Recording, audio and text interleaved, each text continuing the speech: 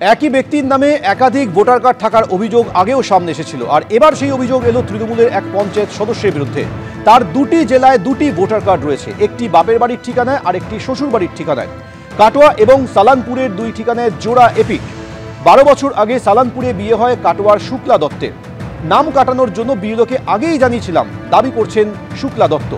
বিএলওর বিরুদ্ধে গাফিলতির অভিযোগে সরব হয়েছেন শুক্লা দত্তর বাবাও। পঞ্চায়েত সদস্যের জোড়া এপিক নিয়ে তদন্তের আশ্বাস দিয়েছেন মহকুমা শাসক।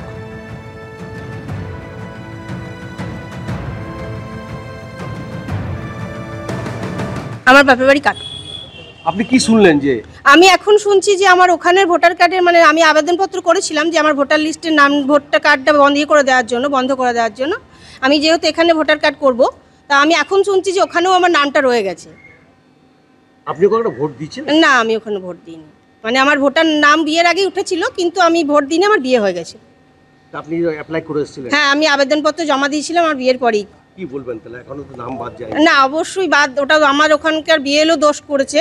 আমি যেহেতু জমা করতে বলেছিলাম, উনি জমা করেননি, সেটা ওনার ফল্ট। এবার আমি চাই ওখানেরটা বন্ধ হয়ে যাক। আমি যেহেতু এখানে থাকি, এখন এখানেই আমি জমা করেছি এসআইয়ের ফর্ম। আপনি তো পঞ্চায়েত সদস্য নাকি? হ্যাঁ, কোন দল? আমি রূপনারায়ণপুর পঞ্চায়েতে টিএমসি।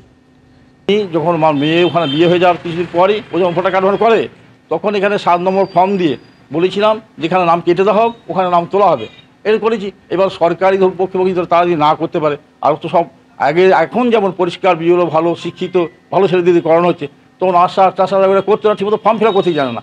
আমি তাদেরকে বারবার বলেছিলাম যে নামটা বাদ দিয়ে দাও, এবং অন্যত্র বিয়ে হয়েছে সেখানে নাম তুলবে। তবে আমরা কেটে দিয়েছি, তো আমরা না বলে আমরা কী করবো? আমি জানি বাদ হয়ে গিয়ে বাদ করে দিচ্ছে। এবার তো আমরা সবসময় ভোটার লিস্ট নিয়ে বসে থাকি না, ধরুন কি করবো? সরকারের নির্বাচন কমিশনের ব্যর্থতা। আমাদের বিজেপি একটা অভিযোগ করছে যে আপনার মেয়ের তলে ক্যান্সেল করা হোক পঞ্চায়েত সদস্য, কারণ দুটো ভোটার কার্ড রয়েছে। এটা তো এখানে জানি না, এখানে যে তার ভোটার লিস্টে নাম আছে সে তো সে আদৌ জানে না। আপনি তো জানতেন। আর আমি জানলে আমি তো আর সেখানে ভোটার লিস্ট নিয়ে বসে আছি নাকি? আমি জানলে কী করবো? আমি তাকে তো বারবার বলেছি জমা করেছি, যদি জমা না করে বিএলও তার জন্য দায়ী আমি হবো? আমি তাকে জমা করে দিয়েছি, আমি তো বিএলওকে জমা দিয়েছি। বিএলও যদি জমা বাদ না করে তার জন্য দায়িত্ব আমি থাকবো না? শুক্লা দত্ত এবং তার বাবা সরাসরি বিএলওর গাফিলতির দিকেই অভিযোগ করেছেন। বিএলও কি বললেন শুনুন।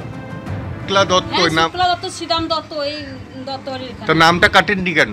আমি তো নামটা ফর্ম ফিল আপ করেছিলাম, তো দিয়ে আমি শিফটেডও দেখিয়েছি। এবার ওরা বললো যে ওপর থেকে হয় নাই, ব্লক থেকে হয় নাই। কারা বললো? আমি ধরেন করেছি, শিফটেড করেছিলাম আমি। না, এই যে বললেন শ্রীরাম দত্ত কি বলেছে হ্যাঁ, আপনাকে? উনিও বলেছেন, উনি বলেছেন যে আমার মেয়ে তো ওখানে এখনো ভোটার হয় নাই, ভোটার হয়ে গেলে আমি বলবো, যদি জানি তখন আমি বলবো। কিন্তু আমি নিজে 7 নম্বর ফর্ম ফিল আপ করেছি। হ্যাঁ, তাহলে নামটা বাদ গেল না? ধরুন আমি একটা কথা বলি, হয়তো ভিডিও করছেন আপনারা, অনেক তো 7 নম্বর ফর্ম ফিল আপ করেছি, মৃত্যুরও তো করেছি, সেখানেও তো ফিল আপ ডিলেট হয় না। ধরেন এই ঘটনা নিয়ে বিজেপির কি প্রতিক্রিয়া শুনুন। দত্ত নামে একজন, তিনি ওনার এই একটা এপিক কার্ড, এই একটা এপিক কার্ড। উনি বারাবণী বিধানসভাতে ভোটার, আবার কাটোয়া বিধানসভাতেও ভোটার। তাছাড়া উনি হচ্ছে এই দুটো ভোটার কার্ড একটা মানুষের কি করে থাকতে পারে? ওনার বাবা হচ্ছে শ্রীরাম দত্ত, তৃণমূলের একজন মেম্বার, উনি পঞ্চায়েত সদস্য ওর বাবা। তো সেই প্রভাব খাটিয়ে উনি ওনার মেয়েকেও বিয়ে দিয়েছিলেন আপনার বারাবণী বিধানসভার অন্তর্গত রূপনারায়ণপুর গ্রাম পঞ্চায়েতের অন্তর্গত একটা জায়গায়। তো সেখানে দেখা যাচ্ছে যে উনি আবার এই শুক্লা দত্ত রূপনারায়ণপুর গ্রাম পঞ্চায়েতের সদস্যা। এটা যদি কাটানোর জন্য দিয়ে থাকে তাহলে তার কাগজ দেখাক, তাদের কাগজ কই, এবং সেই যেখানে দিয়েছিল সেই আধিকারিকদের বিরুদ্ধে অভিযোগ দায়ের করুক। ফালতু বিএলওদের ওপর এরা মিথ্যা অভিযোগ চাপিয়ে নিজেদের দোষ ঢাকার চেষ্টা করছে, এখন ধরা পড়ে গেছে। তাই এবিপি আনন্দ এগিয়ে থাকে, এগিয়ে রাখে।